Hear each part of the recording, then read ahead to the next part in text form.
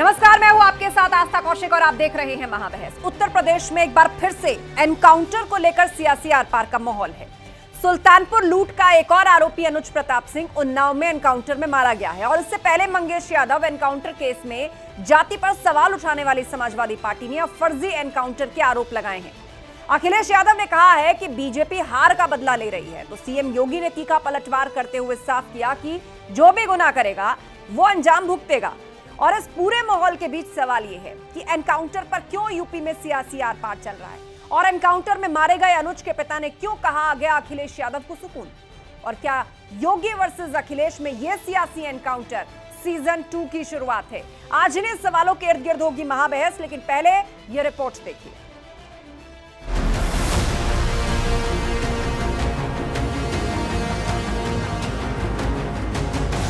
आज आप देख रहे होंगे ये माफिया आज गिड़गड़ा रहे हैं, कह रहे हुजूर एक बार जान बख्श दो बस। अपराधियों के एनकाउंटर पर यूपी में सियासत आर पार।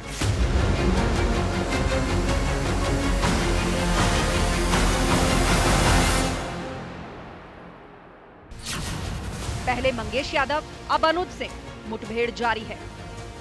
योगी जी के, मोदी जी के नेतृत्व में हमारी सरकार अपराध पर, अपराधियों के प्रति कठोर है और उसी कठोरता के आधार पर हमारी सरकार कार्रवाई कर रही है। मुद्दा बनाया है अखिलेश जी ने, अपराधियों की कोई जाति नहीं होती है। उत्तर प्रदेश में योगी जी की पुलिस, योगी जी की एसटीएफ अकाउंट सेटल इनकाउंटर कर रही है।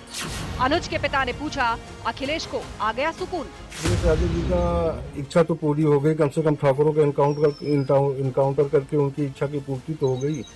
मुठभेड़ पर अखिलेश का वार, फर्जी एनकाउंटर नाइंसाफी।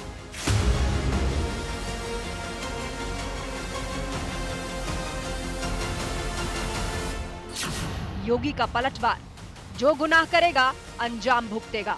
किसी की हिम्मत नहीं होती थी कि इन माफियाओं पर हाथ डाल सके। आज आप देख रहे होंगे ये माफिया आज गिड़गड़ा रहे हैं, कह रहे हुजूर एक बार जान बख्श दो बस।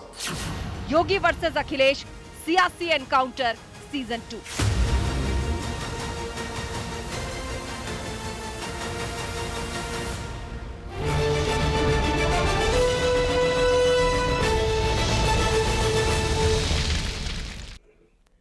और अब वक्त है महाबहस के सवालों का, जिन पर फोकस है आज की डिबेट। तो एक एक करके वो सवाल आपके सामने रखने जा रहे हैं। और सवाल नंबर 1, एनकाउंटर पर क्यों यूपी में सियासी आर पार? ये ऐसी सियासत है जो रुकने का नाम नहीं ले रही है। एक तरफ बदमाशों को ढेर किया जा रहा है तो दूसरी तरफ सियासत उतनी ही तीव्रता से उबल रही है। अनुज के पिता ने क्यों कहा आ गया सुकून? अनुज जिसको कि एनकाउंटर में ढेर किया गया है, उसके पिता पूछ रहे हैं अखिलेश यादव से कि क्या अब सुकून आ गया? इस पर समाजवादी पार्टी से सवाल पूछेंगे। सवाल यह भी कि योगी वर्सेस अखिलेश सियासी एनकाउंटर सीजन 2। अभी मंगेश यादव के एनकाउंटर को लेकर इतनी राजनीति हुई और अब अनुज सिंह का एनकाउंटर होता है, तो एक तरह से योगी वर्सेस अखिलेश यानी भाजपा और समाजवादी पार्टी की जो एनकाउंटर को लेकर सियासत है वो किस ओर जा रही है। चर्चा के लिए हमारे साथ आलोक अवस्थी जी हैं, प्रवक्ता बीजेपी, अनुराग भदौरिया जी हैं, समाजवादी पार्टी प्रवक्ता, पुनीत पाठक जी जुड़ गए हैं, कांग्रेस के स्पोक्स पर्सन, और प्रतिभान त्रिपाठी जी वरिष्ठ पत्रकार हमारे बीच में हैं। साथ ही यशोवर्धन आजाद जी पूर्व आईपीएस भी हमें ज्वाइन कर चुके हैं। आप सभी मेहमानों को बहुत स्वागत है। सबसे पहले आलोक अवस्थी जी, मंगेश यादव का एनकाउंटर हुआ, सपा ने खूब आरोप लगाए।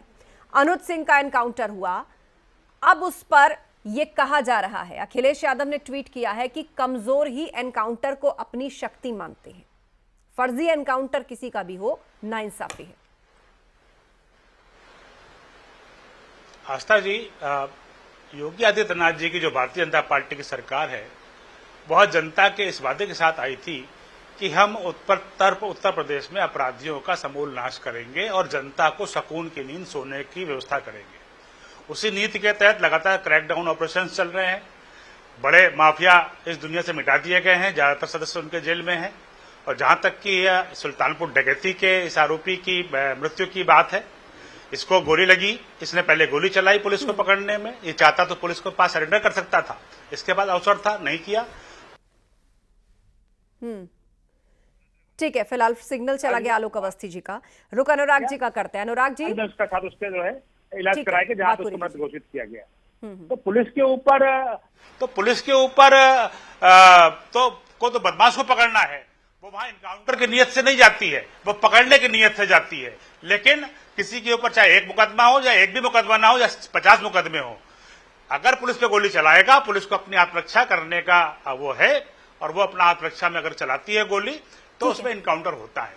इनकाउंटर करने के लिए इनकाउंटर नहीं किया जाता है, जो कि अखिलेश यादव कहना चाहते हैं। ठीक है, अनुराग भदौरिया जी, अनुज के पिता पूछ रहे हैं, अनुज सिंह के पिता पूछ रहे हैं कि क्या अखिलेश यादव को अब सुकून आ गया?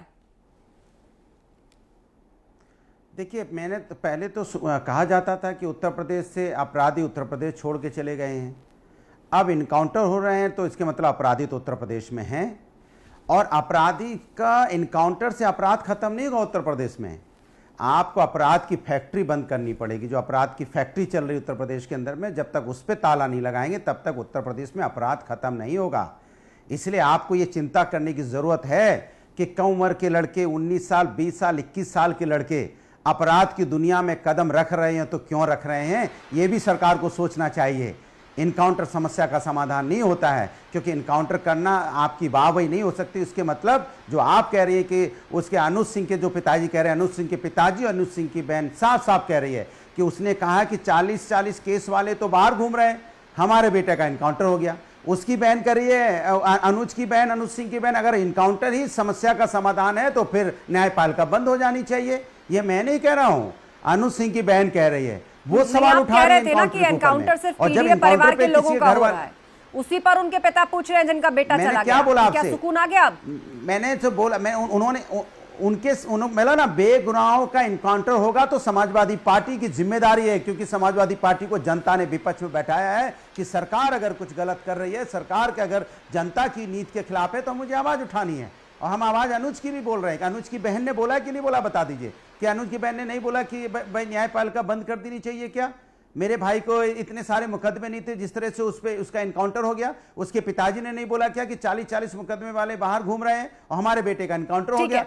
तो सवाल आलोक अवस्थी जी, इनकाउंटर दोनों ही मामले, चाहे वो मंगेश यादव का मामला हो या मामला अनुज सिंह का हो, दोनों में सियासत तो जमकर हो रही है। लेकिन एक बात जो कॉमन है वो ये कि मंगेश यादव को भी लेके कहा गया कि वो बदमाश नंबर 1 नहीं था, 2 नहीं था, 3 नहीं था, शायद चौथा था या तीसरा था, क्यों एनकाउंटर हो गया। अब यही अनुज सिंह को लेकर कहा जा रहा है कि उस पर उतने मुकदमे नहीं थे, एक केस था, वो कैसे, उसका कैसे एनकाउंटर हो जाता है? आस्था जी, ये जो अनुज मारा गया है, ये इसके पहले सूरत में, गुजरात में भी डकैती का अभियुक्त है, वहां बंद रहा है और उसके ऊपर कार्रवाई हुई है। तो कोई जो है साधारण आदमी नहीं है। और मैंने पहले भी कहा कि पुलिस पर गोली चलाएंगे तो पुलिस गोली का जवाब गोली से ही देगी। अब उसमें स्वाभाविक बात है, वो ट्रेंड फोर्स है, उसका निशाना जो है सही लगता है और अपराधी जो है गोली चलाते हैं पुलिस को भागने के लिए। तो यह तो कभी भी नहीं हो सकता कि पुलिस के जवानों की मौत हो जाए। 17 पुलिस के जवान अब तक जो है उत्तर प्रदेश के शहीद हुए हैं खाली इन इनकाउंटर्स में, जिसमें अपराधियों ने उन पर गोली चलाई है। मैं ये पूछना चाहता हूं कि 1601 अपराधी घायल अवस्था में, क्या किसी ने कहा है कि हमको फर्जी इनकाउंटर में मारा गया है? और मैं पूछना चाहता हूं समाजवादी पार्टी से कि समाजवादी पार्टी बताए कि अपराधियों में जातियां और धर्म क्यों ढूंढ रही है? नवाब यादव बलात्कारी और मोहित खान बलात्कारी के पक्ष में क्यों खड़ी होती है? रामव्रत यादव जब मथुरा में समाजवादी पार्टी का ये जो बदमाश था, इसको प्रश्रय था पुलिस का, पुलिस हाईकोर्ट के कहने पे खाली कराने गई तो 27 पुलिस वाले मारे गए, एक कप्तान और एक दरोगा मारा गया।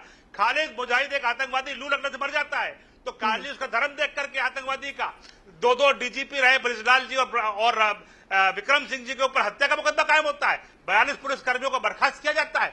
तो यह समाजवादी पार्टी धर्म देख करके, जाति देख करके अनुराग जी अपराधियों जवाब दीजिए। एनकाउंटर पर सवाल खड़े किए, उसमें आप लोगों का जो शीर्षक था वो ये था कि पीडीए के परिवार से जुड़े लोगों का ही एनकाउंटर हो रहा है, और आज अनुज सिंह की मौत हुई है तो उसका परिवार पूछ रहा है कि आ गया सुकून।